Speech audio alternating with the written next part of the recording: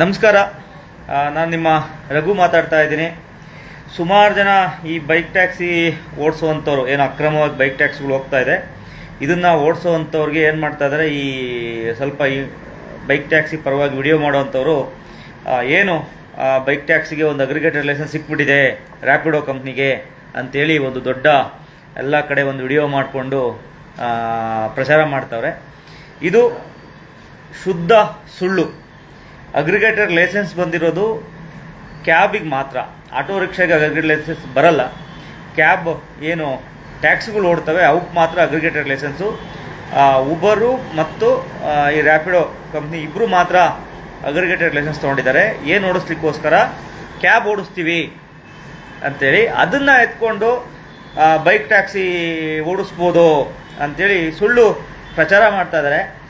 ಯಾರ್ಯಾರು ಈ ಸುಳ್ಳು ಪ್ರಚಾರ ಮಾಡ್ತಾ ಇದ್ದೀರಾ, ನಿಮ್ಗಳಿಗೆ ಏನಾಗುತ್ತೆ, ಆ ಕಂಪ್ನಿ ಒಂದು ದುಡ್ಡು ಕೊಡ್ತಾನೆ, ಆ ಕಂಪ್ನಿ ಪರವಾಗಿ ನೀವು ವಿಡಿಯೋ ಮಾಡ್ತೀರಾ ಅಂತೇಳಿ ನನಗೆ ಚೆನ್ನಾಗಿ ಗೊತ್ತು.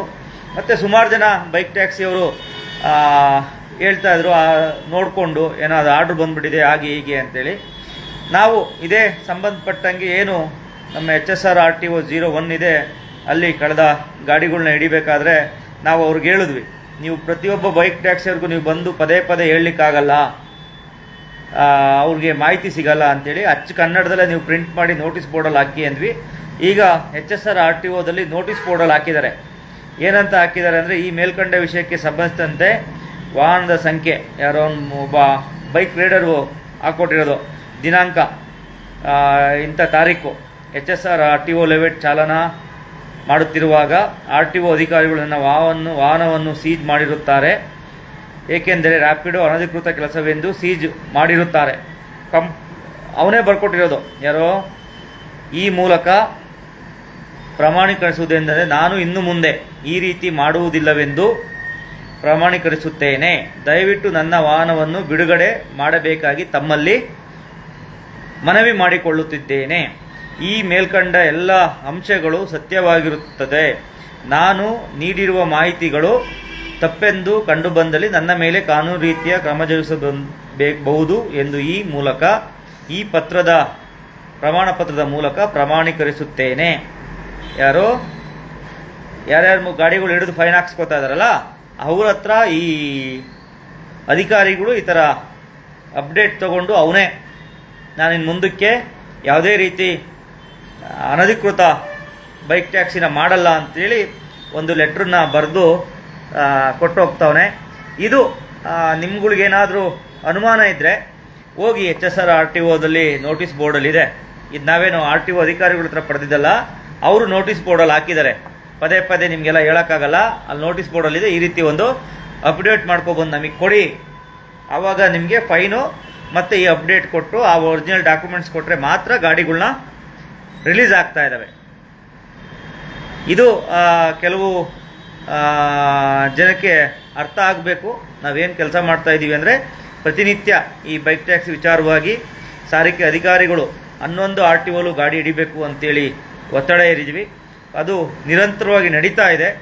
ಅವ್ರು ಬಂದು ಎಲ್ಲೋ, ನಾವಾದರೆ ಸೋಷಿಯಲ್ ಮೀಡಿಯಾದಲ್ಲಿ ಹಾಕ್ತೀವಿ, RTO ಅಧಿಕಾರಿಗಳು ಬಂದು ಯಾರು ಸೋಷಿಯಲ್ ಮೀಡಿಯಾದಲ್ಲಿ ಹಾಕಲ್ಲ.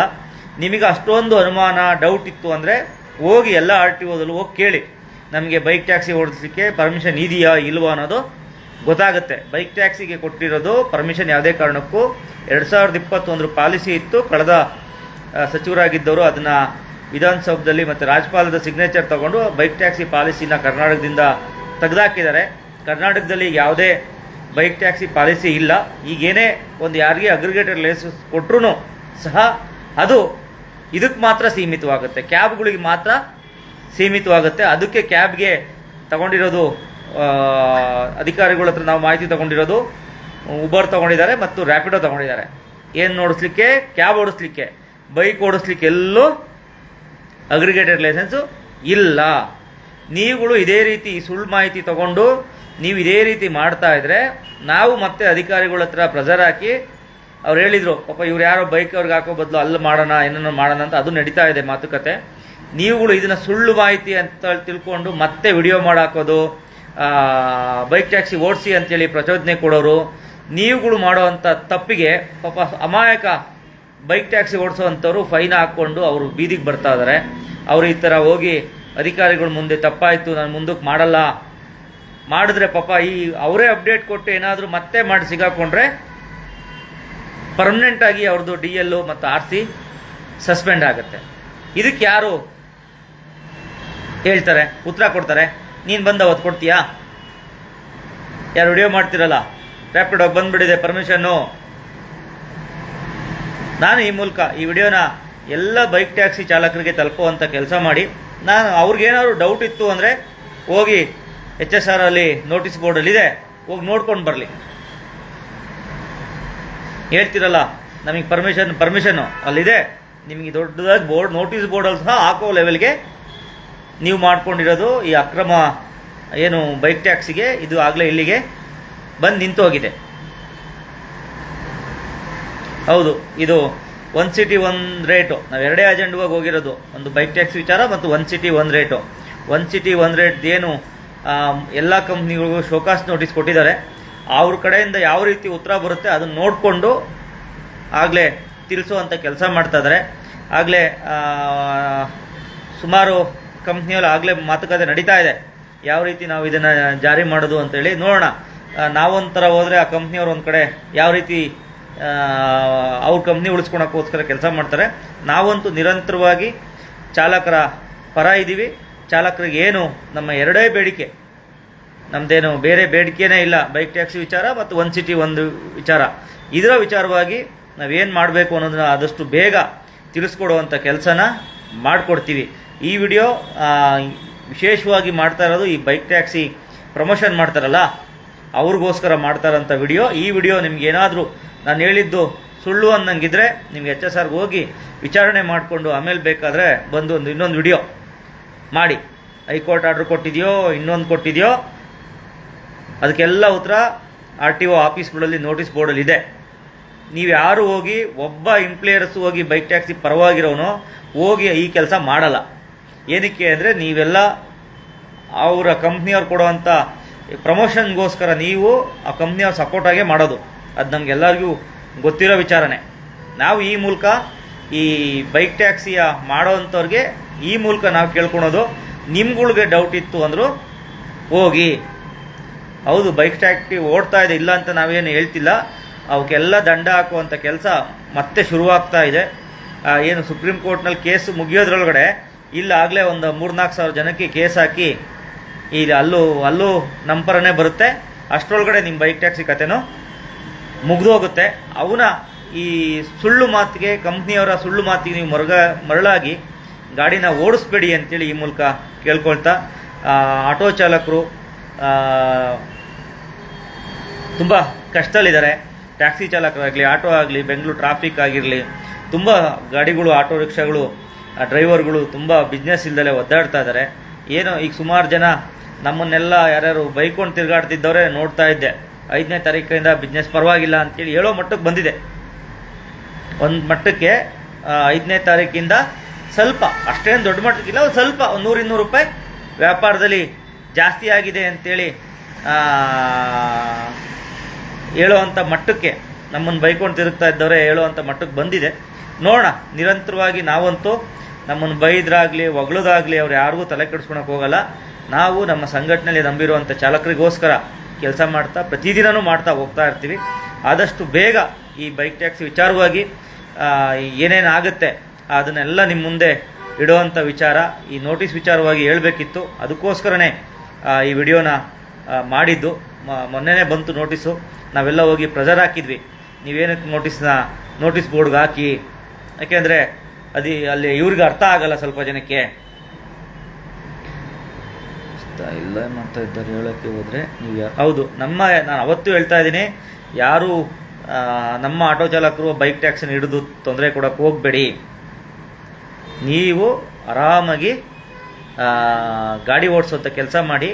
ನಾವಿದ್ದೀವಿ, ನಾವೇನು ಮಾಡಬೇಕು ಅನ್ನೋದನ್ನು ಅಂದ್ಕೊಂಡಿದ್ದೀವಿ. ನಾವು ಹೇಳ್ತೀವಿ ಇಂಥ ದಿನ ಬನ್ನಿ ಅಂತ. ಕಳೆದ ಬಾರಿ ಹೋಗಿದ್ವಿ, ಕೋರಮಂಗಲ RTO ಶಾಂತಿನಗರ ಕಚೇರಿಗೆ ಹೋಗಿದ್ವಿ, HSR RTO ಹೋಗಿದ್ವಿ. ನಾಳೆ ಇನ್ನೊಂದು ದಿವಸ ಕರಿತೀವಿ, ಬನ್ನಿ. ಅವತ್ತು ನೀವೇ ಪ್ರಶ್ನೆ ಮಾಡಿ. ಕಳೆದ ಬಾರಿ ನಾವು ಹೇಳಿದ್ವಿ, ಪ್ರಶ್ನೆ ನೀವೇ ಮಾಡಿ ಅಧಿಕಾರಿಗಳನ್ನ, ಹೇಳಿ ಯಾಕೆ ಹಿಡಿತಾ ಇಲ್ಲ ಅಂತ ಕೇಳಿ.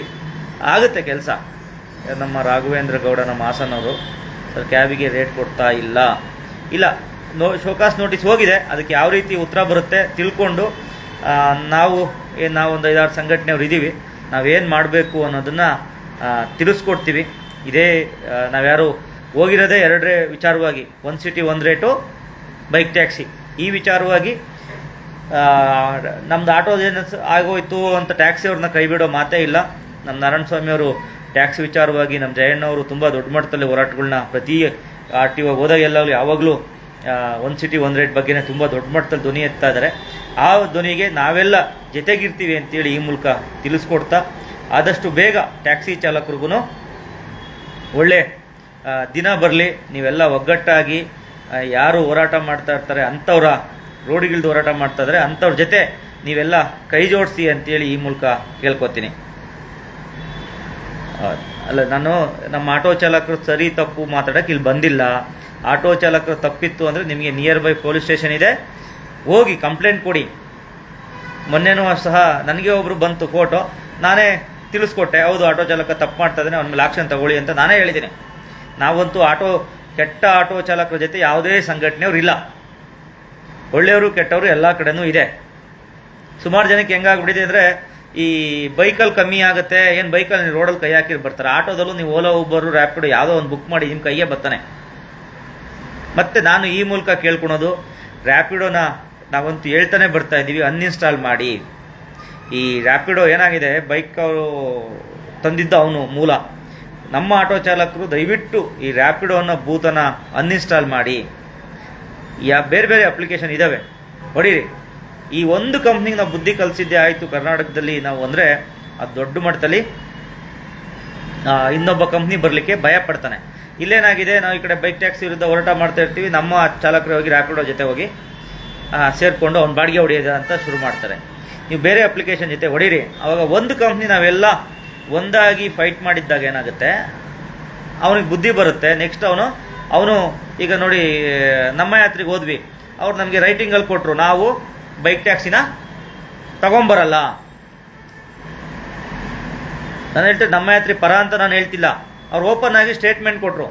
ಇವತ್ತು ಬೇಕಾದ್ರೆ ಯಾರಾದರೂ ಹೋಗಿ ನಮ್ಮ ಯಾತ್ರೆ ಆಫೀಸ್ಗೆ ಹೋಗಿ, ಸರ್ ನೀವು ಬೈಕ್ ಟ್ಯಾಕ್ಸಿ ತರ್ತೀರಾ ಅಂದರೆ ನಾವು ತರಲ್ಲ, ನೀವು ನಮ್ಮ ಜೊತೆ ಇರ್ರಿ ಅಂತಾರೆ. ಈ ರೀತಿ ಎಲ್ಲ ಹುಡುಗರ ಕಂಪ್ನಿಯವರು ಆಗಬೇಕು. ಹೋಗಿ ಇದು ಯಾವಾಗ ಆಗುತ್ತೆ, ಇದು ಚಾಲಕರ ಒಗ್ಗಟ್ಟಿಂದ ಮಾತ್ರ ಆಗುತ್ತೆ. ಈಗ ನಾನು ಕುತ್ಕೊಂಡು ಮಾತಾಡ್ಬೋದು, ರೋಡಲ್ಲಿ ಬಾಡಿಗೆ ಹೊಡೆಯೋದು ನೀವುಗಳು ಪ್ರತಿಯೊಬ್ಬರೂ ಈ ರೀತಿ ಯೋಚನೆ ಮಾಡಿ ಹೋಗಿ ಕೇಳಿ. ಎಲ್ಲ ಆಫೀಸ್ಗೂ ನೀವೇ ಹೋಗಿ ಕೇಳಿ, ನನಗೊಂದು ಲೆಟ್ರ್ ಕೊಡಿ, ನಾನು ನಿಮ್ಮ ಜೊತೆ ಕಂಪ್ನಿಲಿ ಆಟೋ ಓಡಿಸ್ಬೇಕಾದ್ರೆ ನಿಮ್ಮ ಕಂಪ್ನಿನ ನಾನು ಪಾರ್ಟ್ನರ್ ಅಂತ ಹೇಳ್ತಿರೋದು, ನಾನು ಪಾರ್ಟ್ನರ್ ಆಗಿರಬೇಕು ಅಂದರೆ ನೀವು ಬೈಕ್ ಟ್ಯಾಕ್ಸಿ ತೆಗೀರಿ, ಅವಾಗ ನಾನು ಓಡಿಸ್ತೀನಿ. ಅವಾಗ ಏನಾಗುತ್ತೆ, ಕಂಪ್ನಿಯವ್ರಿಗೂ ಸಾವಿರಾರು ಜನ ಹೋಗಿ ಕೇಳಿದಾಗ, ಏನೋ ಸಮಸ್ಯೆ ಆಗ್ತಿದೆ, ಎಲ್ಲ ಚಾಲಕರು ನಮ್ಮ ಕಂಪ್ನಿ ವಿರುದ್ಧ ಹೋಗ್ತಾವ್ರೆ ಅಂತ ಹೇಳ್ತಾರೆ. ನಮ್ಮ ಯಾತ್ರೆಯವನು ಓಪನ್ ಆಗಿ ಹೇಳಿದ್ದಾನೆ, ನಾವು ಬೈಕ್ ಟ್ಯಾಕ್ಸಿನ ತಗೊಂಡು ಬರಲ್ಲ. ನಮ್ಮ ಯಾತ್ರೆಗೆ ಇಲ್ಲ ಹೇಳ್ಬೋದು, ನಮ್ಮ ಯಾತ್ರೆ ಸಪೋರ್ಟಾಗಿ ಮಾತಾಡ್ತಿಲ್ಲ, ಇಲ್ಲಿ ವಿಚಾರವಂತಿಕೆ ತಿಳ್ಕೊಂಡು ಹೇಳ್ತಾ ಇದ್ದೀನಿ. ಅದೇ ರೀತಿ ಉಬರವನು ಹೇಳಿ, ಓಲಾದವನು ಹೇಳಿ, ಈ ರ್ಯಾಪಿಡೋದವನು ಹೇಳಿ, ನಾನು ಆಟೋ ಮಾತ್ರ ಓಡಿಸ್ತೀನಿ, ಕ್ಯಾಬ್ ಮಾತ್ರ ಓಡಿಸ್ತೀನಿ, ಈ ಬೈಕ್ನ ತೆಗ್ದಾಕ್ತೀನಿ ಅಂತ. ಅದು ಯಾವಾಗ ಆಗುತ್ತೆ, ನೀವುಗಳು ಈ ರ್ಯಾಪಿಡೋನ ಅನ್ಇನ್ಸ್ಟಾಲ್ ಮಾಡಿದಾಗ ಮಾತ್ರ ಆಗುತ್ತೆ. ಎಲ್ಲಿವರೆಗೂ ನೀವೇ ರ್ಯಾಪಿಡೋ ಮಾಡಿ ಮತ್ತೆ ಈ ಕಡೆ ಬಂದ್ಬಿಟ್ಟು ನಮ್ಮನ್ನ 1 ಸಿಟಿ 1 ರೇಟ್ ಕೊಟ್ಟಿಲ್ಲ, ಈ ಬೈಕ್ ಟ್ಯಾಕ್ಸಿ ನಿಂತಿಲ್ಲ, ಕಾರಣ ಯಾರು ರ್ಯಾಪಿಡೋನ ನೀವು ಬಾಡಿಗೆ ತಗೊಳಲ್ಲ, ಅನ್ಇನ್ಸ್ಟಾಲ್ ಮಾಡ್ತೀರಾ, ಅವಾಗ ಏನಾಗುತ್ತೆ, ಅವನು ನನಗೆ ಕಷ್ಟ ಆಗ್ತಾ ಇದೆ, ಬೈಕ್ ಇಟ್ಕೊಂಡು ನನ್ನ ಕೈಲಿ ಆಗಲ್ಲ ಮಾಡಲಿಕ್ಕೆ, ನಾನು ಅನ್ಇನ್ಸ್ಟಾಲ್ ಮಾಡಬೇಕು, ಅವ್ನು ಕೊಡೋ 50-100 ಇನ್ಸೆಂಟಿವ್ ಕೊಡ್ತಾನೆ ಅಂದ ತಕ್ಷಣ ಎಲ್ಲ ಈ ರೀತಿ ಆಗುತ್ತೆ. ಕೇಂದ್ರ ಸರ್ಕಾರನೂ ಹೇಳಿದೆ, ಈ ಟಿಪ್ಸ್ ತೆಗೆದಾಕಬೇಕು ಅಂತ. ಈ ಬೈಕ್ಗಳಲ್ಲಿ ಆಟೋಗಳು ಟ್ಯಾಕ್ಸಿಗಳಲ್ಲಿ ಟಿಪ್ಸ್ ಬರ್ತಾರೆ, ತೆಗೆದಾಕಬೇಕು ಅಂತ ಹೇಳಿದೆ. ನೋಡೋಣ ಯಾವ್ಯಾವುದು ರೀತಿ ಆಗುತ್ತೆ ಅನ್ನೋದನ್ನು ಮುಂದೆ ತಿಳಿಸ್ಕೊಡ್ತಾ, ನೋಟಿಸ್ ಇದೆ, ಈ ಬೈಕ್ ಟ್ಯಾಕ್ಸಿ ಓಡಿಸೋರು ಹೋಗಿ HSR ಅಲ್ಲಿ ಹೋಗಿ ನೋಟಿಸ್ ನೋಡ್ಕೊಳ್ಳಿ. ಸಾಕು, ಇಲ್ಲಿಗೆ ಇಷ್ಟು ಮಾತಾಡಿದ್ದು. ನಗರ ಮೀಟರ್ ಒಂದು ಇದೆ, ಇದರ ಬಗ್ಗೆ ದಯವಿಟ್ಟು ಮಾತನಾಡಿ. ಅಲ್ಲ, ನಾನು ನಗರ ಮೀಟರ್ ಬಗ್ಗೆ ಏನೂ ಇಲ್ಲ. ಅವ್ರು ಹೋಗಿ ಈಗ ಯಾರ್ಯಾರು ಅಗ್ರಿಗೇಟರ್ ಲೈಸೆನ್ಸ್ ತೊಗೊಂಡವ್ರಲ್ಲ, ಹಂಗೂ ಅವ್ರು ಹೋಗಿ ಅಗ್ರಿಗೇಟರ್ ಲೈಸೆನ್ಸ್ ತೊಗೊಳ್ಳಿ, ಮಾಡಲಿ. ನನಗೇನು ಅಭ್ಯಂತರ, ನಮ್ಗೆ ಯಾರು ಅವರು ಕನ್ನಡದ ಹುಡುಗರೇ, ನಮಗೆ ಗೊತ್ತಿರೋರೇನೆ. ನಾವಂತೂ ಯಾರೋ ಅವ್ರಿಗೆ ಸಪೋರ್ಟ್ ಮಾಡ್ತಾರೆ ಅಂತ ಅವ್ರ ವಿರುದ್ಧ ಹೋಗೋದೆಲ್ಲ ಇಲ್ಲ. ನಾವು ಕೇಳೋದು, ನೀವು ಚಾಲಕರ ಜೊತೆ ಎಲ್ಲಿವರೆಗೂ ಇರ್ತೀರೋ ನಾವು ಅಲ್ಲಿವರೆಗೂ ಆ ಕಂಪ್ನಿಗಳ ಜೊತೆ ಇರ್ತೀವಿ. ಈಗ ನಮ್ಮ ಯಾತ್ರೆಯವನು ಹೇಳಿದ್ದಾನೆ, ನಾನು ಬೈಕ್ ತರಲ್ಲ ಅಂತೇಳಿ. ನಗರ ಮೀಟರ್ ಅವರು ಎಲ್ಲ ಡ್ರೈವರ್ಗೂ ಕೊಡಲಿ, ನಾವು ಬೈಕ್ ತರಲ್ಲ ಅಂತೇಳಿ, ಅವಾಗ ಅದನ್ನು ಓಡಿಸ್ಲಿ, ನಮ್ಮದೇನು ಅಬ್ಜೆಕ್ಷನ್ ಏನಿಲ್ಲ. ನಾವು ಯಾರನ್ನು ಹಿಡ್ದಾಕುವಂಥ ಪರಿಸ್ಥಿತಿ ನಾವಿಲ್ಲ. ಅವರವರ ಚಾಲಕರಿಗೆ ಇಷ್ಟ ಬಂದಂಗೆ ಅವ್ರು ಓಡಿಸ್ಕೊಳ್ಳಿ ಅಂತ ಹೇಳ್ತಾ ಇರೋದು. ನೀವುಗಳು ಆದಷ್ಟು ಬೇಗ ಈ ರ್ಯಾಪಿಡೋನ ಅನ್ಇನ್ಸ್ಟಾಲ್ ಮಾಡೋ ಮುಖಾಂತರ ಈ ಬೈಕ್ ಕಮ್ಮಿ ಆಗ್ತಾ ಇದ್ದಾವೆ ಅಂತೇಳಿ ಆಟೋಗೆ ಜಾಸ್ತಿ ಪ್ರಮೋಟ್ ಮಾಡ್ತಾನೆ, ಸ್ವಲ್ಪ ಇನ್ಸೆಂಟಿವ್ ಕೊಟ್ಟು. ಅದಕ್ಕೆ ಯಾರು ಮರಳಾಗ್ದಂಗೆ ಎಲ್ಲ ನಮ್ಮ ಆಟೋ ಚಾಲಕರು, ಟ್ಯಾಕ್ಸಿ ಚಾಲಕರು ರ್ಯಾಪಿಡೋನ ಅನ್ಇನ್ಸ್ಟಾಲ್ ಮಾಡೋ ಮುಖಾಂತರ ನಮ್ಮೆಲ್ಲ ಸಂಘಟನೆಯವರ ಹೋರಾಟಕ್ಕೆ ನೀವು ಸಪೋರ್ಟ್ ಕೊಡಬೇಕು. ಅಂದರೆ ನೀವು ಬಂದು ನಮ್ಮ ಜೊತೆ ಬಂದು ಹೋರಾಟಕ್ಕೆ ಜೋಡಿಸೋದಲ್ಲ, ಹೋರಾಟಕ್ಕೆ ಕೈ ಜೋಡಿಸೋಕ್ಕೆ ನಮ್ಮದೇ ಆದ ಒಂದು ಚಾಲಕ ವರ್ಗ ಇದೆ. ಸಂಘಟನೆಗಳಲ್ಲಿ ಪಾಪ ಸಂಘಟನೆಗೋಸ್ಕರ ದುಡಿಯುವಂಥ ಚಾಲಕ ವರ್ಗ ಸಾವಿರಾರು ಜನ ಬೆಂಗಳೂರಲ್ಲಿದ್ದಾರೆ. ಅವರೆಲ್ಲ ಹೋರಾಟಕ್ಕೆ ಕೆಲಸ ಕಾರ್ಯ ಎಲ್ಲ ಬಿಟ್ಟು ಬಂದು ನಿಂತ್ಕೋತಾರೆ. ಆದರೆ ನೀವು ಯಾರ್ಯಾರು ಹೋರಾಟಕ್ಕೆ ಬರಲ್ವಲ್ಲ, ನೀವುಗಳು ಮಾಡಬೇಕಾಗಿರೋ ಕೆಲಸ ಈ ರ್ಯಾಪಿಡೋನ ಅನ್ಇನ್ಸ್ಟಾಲ್ ಮಾಡೋ ಮುಖಾಂತರ ಸಪೋರ್ಟ್ ಮಾಡಿ ಅಂತೇಳಿ ಈ ಮೂಲಕ ಕೇಳ್ಕೊತಾ ಇದ್ದೀನಿ.